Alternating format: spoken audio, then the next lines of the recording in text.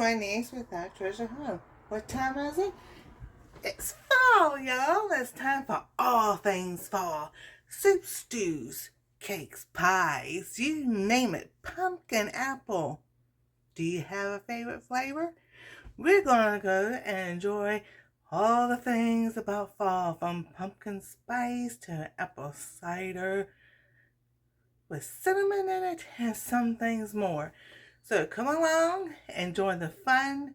We've got collabs going. I'll be doing things on my channel, and you just never know. You may have something new that you want to have on that fall dinner plate. Thanksgiving and Christmas is coming around.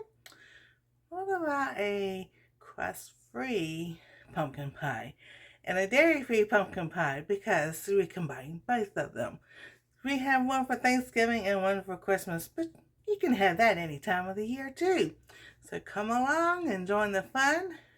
Remember, it's fall, y'all, and it's time to have those nice fall stick-to-your-ribs dinners, those soup stews, in the crock pot, in the Ninja, whichever way you like to cook it.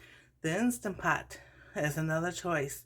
Or slow cook it on your stove and let all the good smells, chili and beef stew, coming around too.